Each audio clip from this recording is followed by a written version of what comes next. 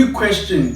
Do you hate Dr. Doofenshmirtz, Zuko, Vegeta, Gru, Victor? I really hope you said no, because if you didn't, you're something worse than a villain. You're a bully. The devil. What if everything you knew about good and evil was a lie? We love heroes.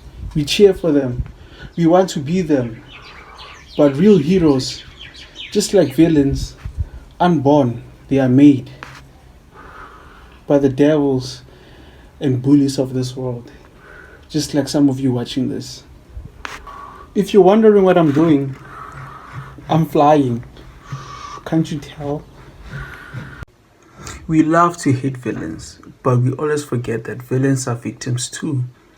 Think about all the great villains. They all have one thing in common. They were bullied to become who they are. Think about it. If you really think about it, the Joker, abused and ridiculed until he snapped. You wanna know how I got these scars? My father was a drinker and a fiend. Magneto watched his people die in concentration camps.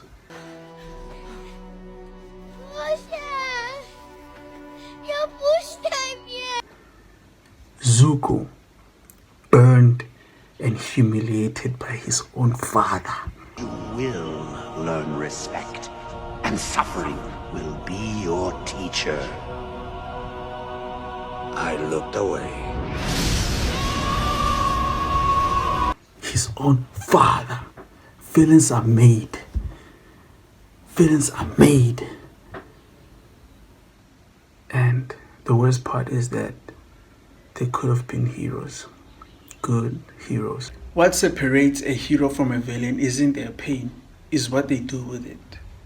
Others take that pain and use it to fight and protect others. And others use that pain to make others suffer as they did.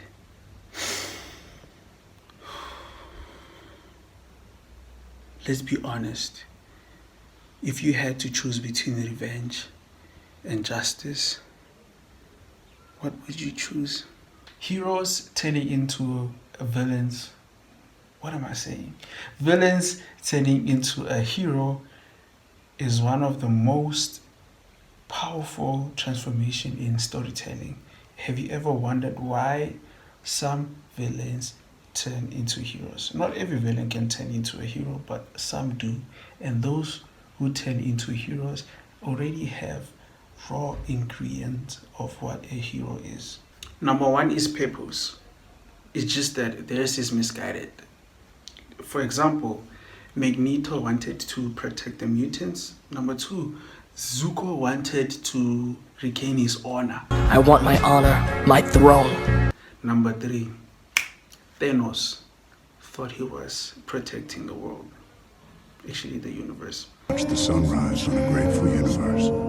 Number two, intelligence and strength. Have you ever noticed that like villains are the most smartest and strongest characters in any movie or series? And that's not by coincidence. They have what it takes to be a hero. Number three, the capacity of change. For example, Zuko was a villain, but then he questioned things. Villains that refuse to change stays a villain. But those who question things have internal conflicts tend to turn into heroes. They have the capacity to change. So the breaking point of a villain where he or she becomes to a superhero is when he continuously learn and question himself or herself, and eventually the switch will come where he realizes or she realizes that they were wrong all along. For Zuko, it was realizing that honor comes from doing what's right and not what his father wanted. And for Megamind is realizing that being a bad guy was not fulfilling as much as being a hero. Evil me would have done way back in the day. Sir, way back in the day was just 2 days ago. That's all? Time certainly drags when you're a good guy. And for Darth Vader was choosing his son over his empire. So a villain's redemption doesn't come when they are the most powerful. It's when they let go of their ego. So the point of this video is that